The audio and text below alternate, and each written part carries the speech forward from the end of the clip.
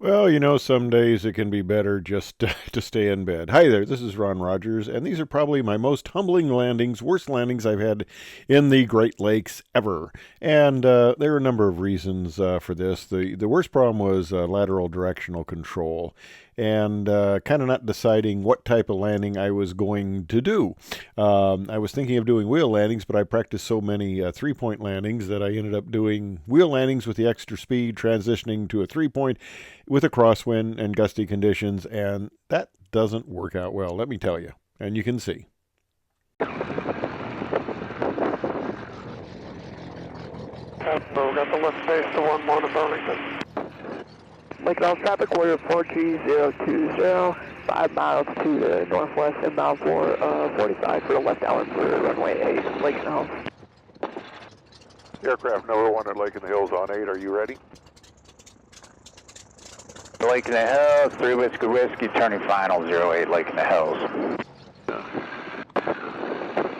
Lake Hills traffic, Great Lakes, November 727 Kilo Romeo departing runway 08, southwest departure. And Lake in the Hills traffic, 3 Whiskey Whiskey Meridian on short final, 08, Lake in the Hills. You're not that short.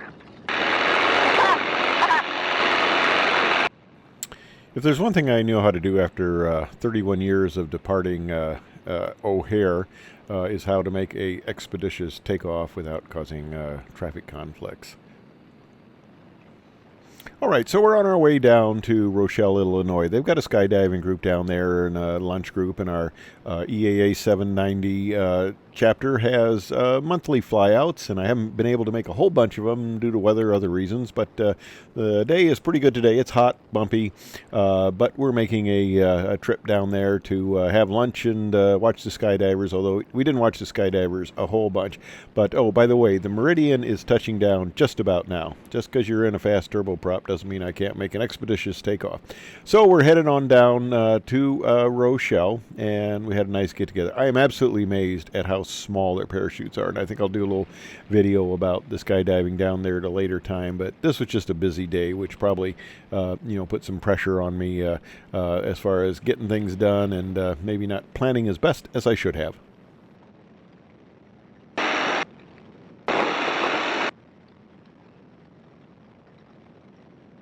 Mike Kilo is left base 1-1 Burlington, gears down.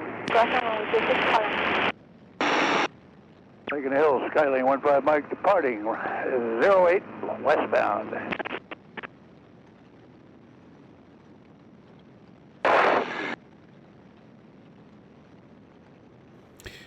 That Skylane was actually part of our EAA group, and of course, being in a 172, he took off after me and got down there before me. And he left before me coming back, and well, he got back before me coming back because he left before me, but he would have been anyway because I watched him go by at a higher speed. Rochelle traffic, Skylane 15 Mike is final 25, full stop. Okay, so now we're coming into land. There's a little confusion on my part about not overflying the field. I thought that meant just stay on the north side, but they just want you to make a very wide pattern and not fly over the touchdown zone. So that was a little confusion, and that's some of the radio chatter involving that.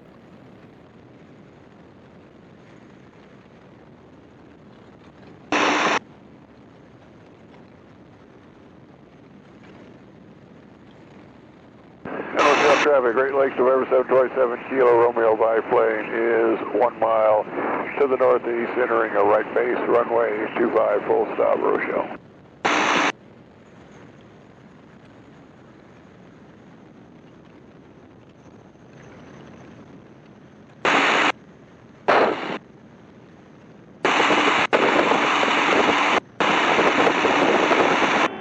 Skydive 1 holding short at 25.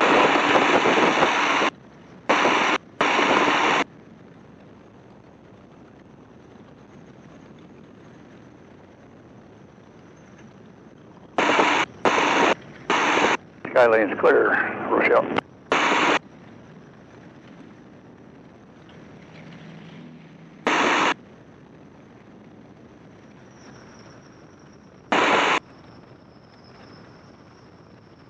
Skydive 1's just going to back taxi 25 a bit, and then I'll be out of here. And Rochelle traffic, Great Lakes Square, 727 Kilo Romeo, 1 mile final, runway 25. So here, Skydive 1 is doing the same thing I did to the guy in departure. He's you know, cutting it close, but he did a good expeditious job, so it was no problem. So here I am thinking I'm going to do a wheel landing, but I'm coming in fast. The winds are gusty. There's a bit of a crosswind there. And the main thing was when you touch down high speed and then you try to transition to a 3-point, yeah, it doesn't go very well. You got extra speed. I'm bouncing between the gear there. And the worst part was, you know, it's a little directional control issue there. And that's not a good thing to do. And then the other issue is the engine quit on me on landing roll. I got to figure out what's going on this. They adjust the RPM to about 800, but that still didn't fix the problem. Something isn't quite right here, and I got to figure that out. And I would have thought if it's just a simple matter of, you know, the engine RPM got too low and it quit, it should start right off. So I tried to start it without priming, and that just didn't work. So I had to prime it, and it was still difficult to start. I guess you're getting into a hot start. Maybe it's vaporizing or whatever, but it wasn't that easy to start once I cleared the runway. Fortunately, I had enough speed that I could get off the runway before playing with it.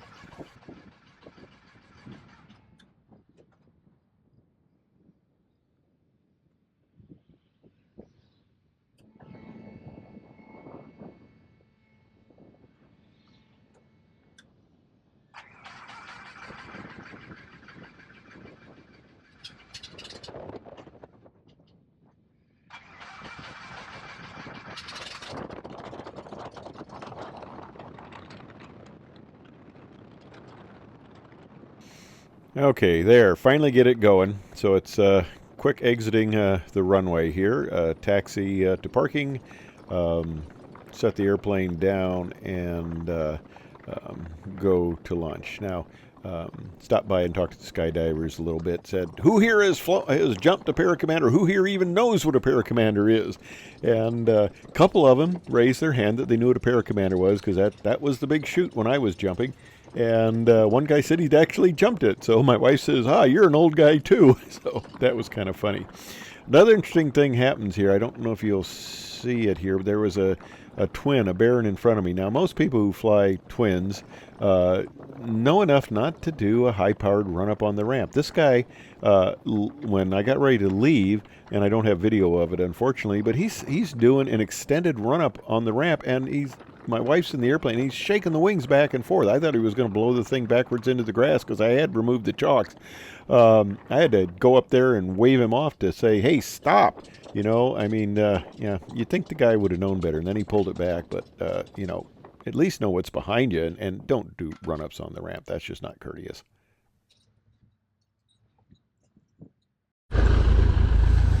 All right, the fleet is arriving at Rochelle for lunch and to watch the skydivers. There the wife is. Alrighty. And we'll make our way on over. Yeah. I think we got two on the end. And the Lake in the Hills group. Hey, how you doing? Good. Good to see you. Good to see y'all too. Yeah, we got two seats on the end. We got here just in time. That one. I'll take this one. Threw me off the airport. Hey, Ron. Hey, how you guys doing? Surprisingly well.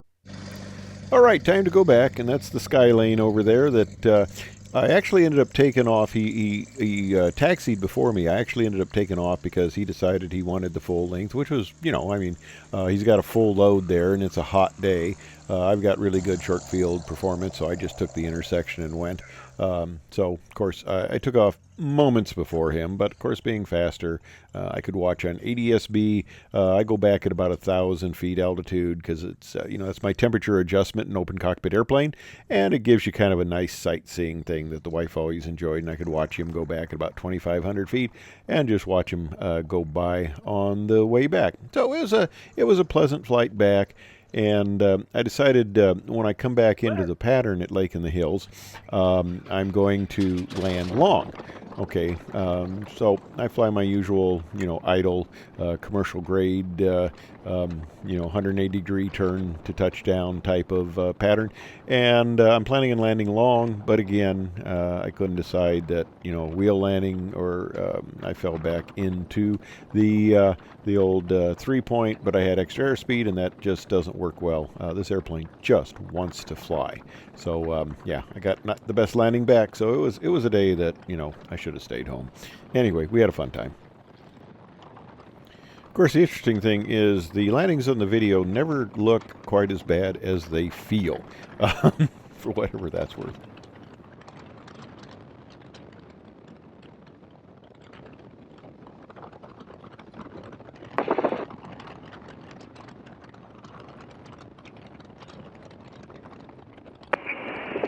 Skydive 1, Air Boss. Go ahead. You got some concerned citizens down here about this front that's coming across. What do you think? Yeah, it looks like it's right overhead now. Yeah, it's right around Dixon, I think. Skylane's back taxi 25, Rochelle. We'll have to get an evaluation when you get here. And that was another issue, is there was supposed to be some thunderstorms moving in, so it was time to head on home.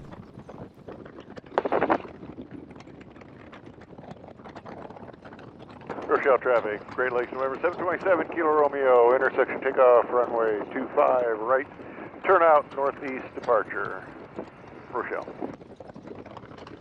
Here we go.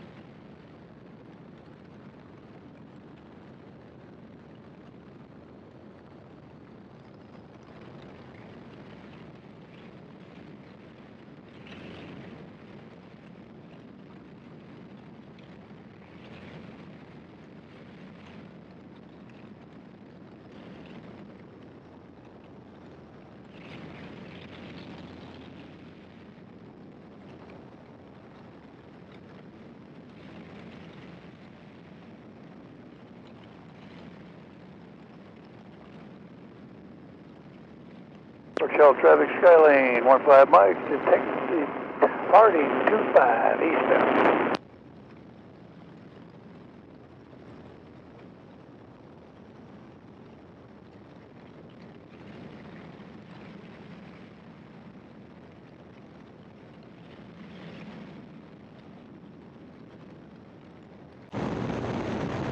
All right, so fast forward back to Lake in the Hills Airport. Time to go in and land.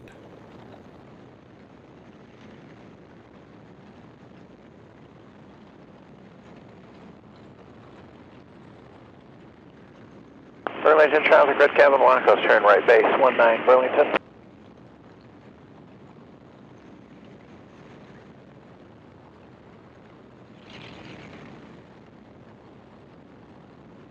Lake Hills traffic, Great Lakes November 727, Kilo Romeo biplane is over the field, entering a left downwind for runway 08, Lake Hills.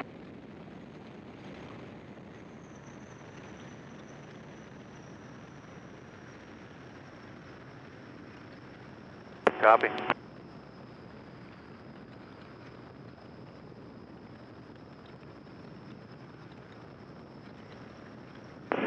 And Burlington traffic, red cabin Wacko, right base to final 19, full stop Burlington. Traffic, Skyhawk 1242 uniform, holding short runway 8 at Alpha. Lake Hills traffic, Great Lakes November 727, Kilo Romeo is left base, runway 08, full stop, Lake Hills.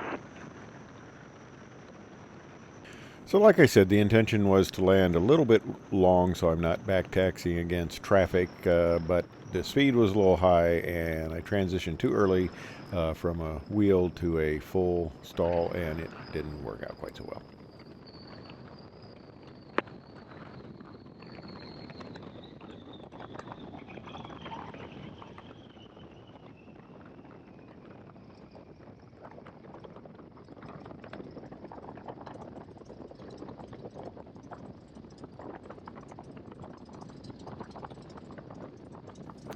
All right, time to do a little more practicing on concrete. When you're on grass, you know, you got a nice wide runway. It's softer, it's more forgiving, and no center line to let you know that you're not maintaining directional control very well. So a little more concrete practice.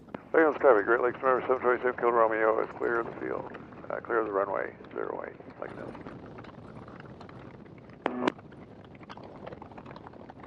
242, uniform, departing runway 8, staying in left-hand traffic, Lincoln Hills.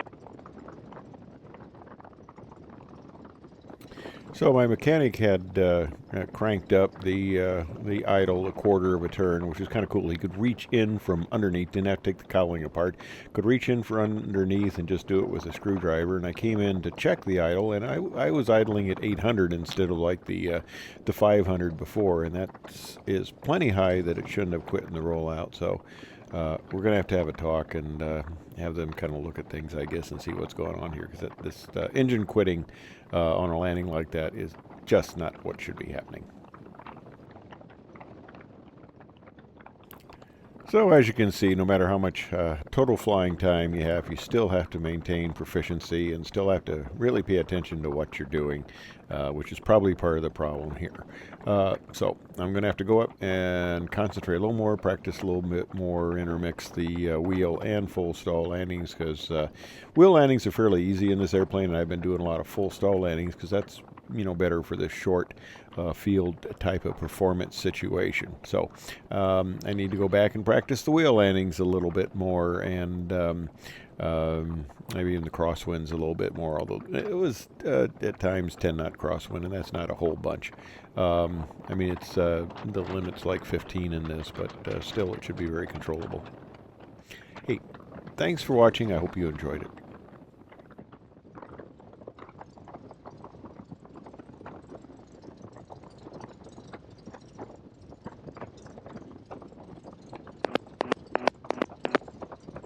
It's UX, Lake in the Hills Airport, VFR automated. oh, it's all okay. It's idling at 800, 798. That should be plenty good.